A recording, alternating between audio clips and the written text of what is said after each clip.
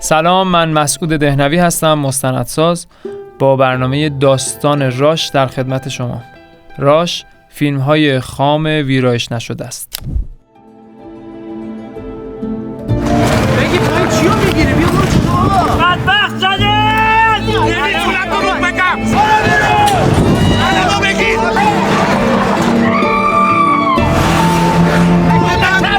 دارم دعاشمو بیارم به قرآن! هیچی اونجا نیست، خودتو خسته نکن. نیرو بیاد اینجا یکی هست. بدو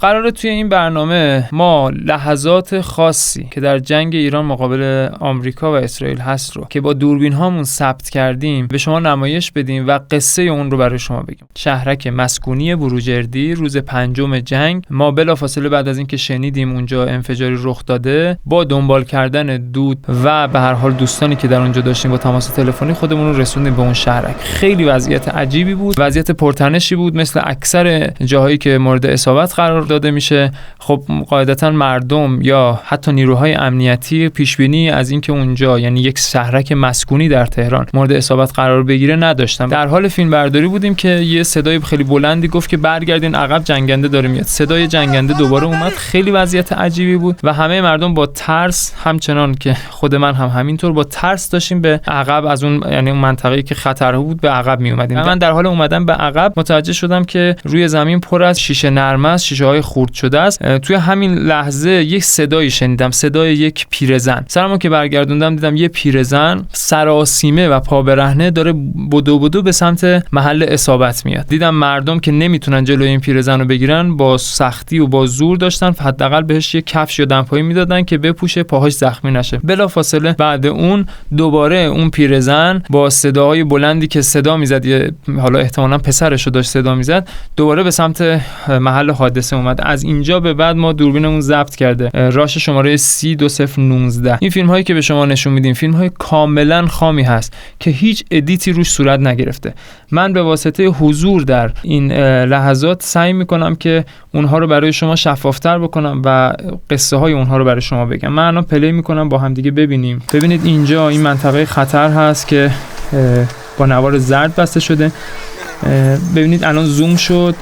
این پیرزن رو الان مردم جلوشو گرفتن که به این سمت نه. چرا مردم جلو میگیرن؟ به خاطر اینکه در بمباران اخیر هر جایی رو که بمباران میشه، مثلا با فاصله 10 دقیقه 5 دقیقه، حتی با فاصله های کم، یا بمب‌های دو زمانه‌ای هست که دوباره انفجار صورت میگیره، یا جنگنده دوباره میاد اونجا رو میزنه. یعنی یک انفجار صورت میگیره، مردم یا جمعیت یا هر کس دیگه اونجا جمع میشه و دوباره اونجا رو مورد اصابت قرار میده. به خاطر همین نیروهای امنیتی اصلا اجازه ورود افراد رو حتی اگر اعضای خانواده‌شون باشن به اون محل نمیدن، به خاطر خطرش. این پیرزن رو هر کی جلوشو میخواست بگیره نتونست و با یه حالت خیلی سراسیمه و شوک زده. من این صحنه ها رو خیلی توی این روزها دیدم.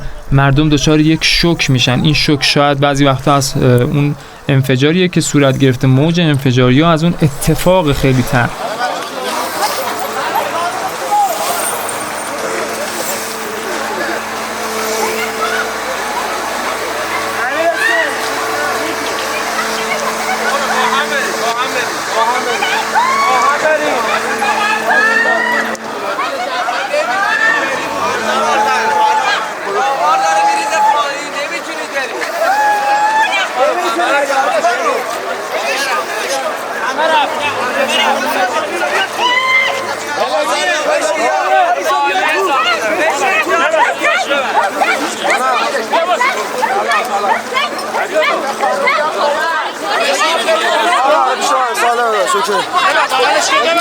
بذار اون برداشت الان میرم میشه شهرک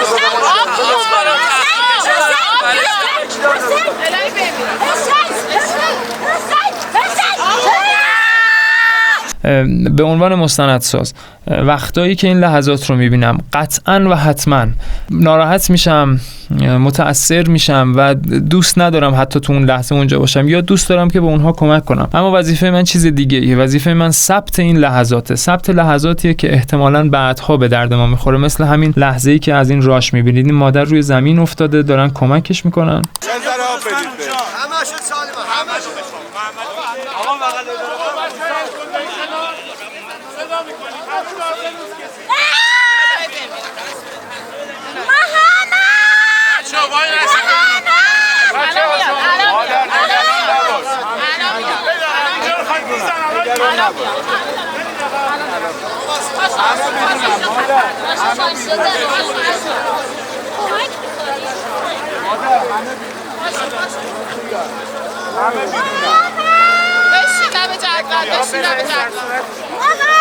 این لحظه رو دقت کنید.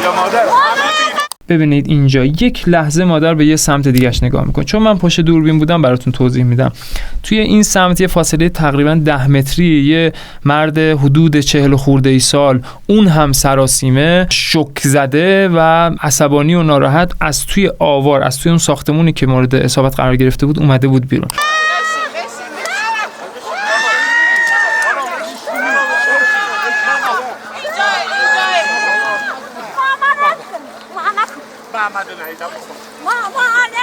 مردم، خانواده ها، کسانی که فرزندانشون یا اعضای خانوادهشون، عزیزانشون توی اون محل حادثه هستند رو به راحتی نمیشه آروم کرد. نمیشه گفت صبر کن. اون یکی از عزیزانش رو از دست داده و تو اون لحظه مردم برای اینکه بتونن به اون آدم کمک کنن که حداقل از منطقه خطر دور بشه که اتفاق دوباره براش نیفته، شاید دروغ‌های اصطلاحاً بگن. دقت کنید اینجا همه به مادر میگن سالمه، حتی به فرزند هم میگن سالمه. این مرد 40 خورده سال و یه جمله عجیب میگه، دقت کنید. نمیتونم دروغ بگم. ساختمون خالیه حاج آقا. ساختمون خالیه، دروغ چی؟ آقایی رو ما اینجا میبینیم توی صحنه که وارد میشه، این آقایی که کاپشن خاکستری داره و اون میخواد این مسئله رو حل کنه. اینجا میگه سالمه، بردنش، من خودم دیدم، بردنش بیمارستان فیروزگر. بخشید دوباره ممکنه بزن از این منطقه برید. سعید خزل باش. منمو بگیر. منمو بگیر. چهره یک آدم شوک زده رو دقت کنید. نگاهاش رو دقت کنید. در یک جایی قرار گرفته، یک بمب اومده و یک خونه و یک مجتمع رو با خاک یکسان کرده و عزیزانش رو از دست داده و هیچ خبری از عزیزانش نداره و فکرش رو نمی‌کرده که یک جای مسکونی که آدم‌ها دارن توش زندگی میکنن مورد اصابت بمب قرار بگیره و حالا شوک زده است، نمیدونه چیکار بکنه.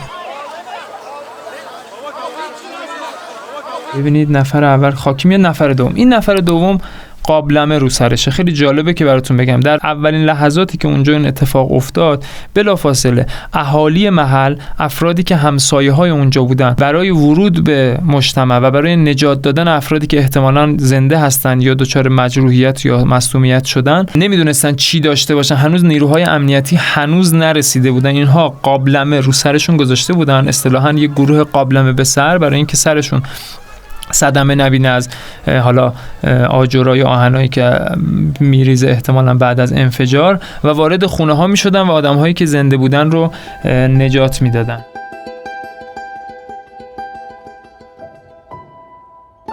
این راش ما 30-2019 تموم شد و ما از سرنوشت محمد هنوز خبری نداریم. تا چند ساعت بعد که من حداقل اونجا به همراه دوستانم اونجا بودم، خبری از پیکر یا شاید زنده محمد نیومد. خیلی خیلی امیدوارم که محمد سالم باشه و همونطور که اهالی میگفتن توی بیمارستان باشه. سعی میکنیم توی هر قسمت یکی از راش‌هایی که در این اتفاقات ضبط کردیم رو، داستانش رو برای شما بگیم. احتمالاً در قسمت‌های بعدی من بتونم از دوستان و همکاران حتی عکاس هم استفاده کنم و داستان فریم‌های اونها و داستان راش‌های اونها رو که توی این جنگ ضبط کردن رو برای شما تعریف کنم. خیلی ممنون همراهمون بودید. خداحافظ.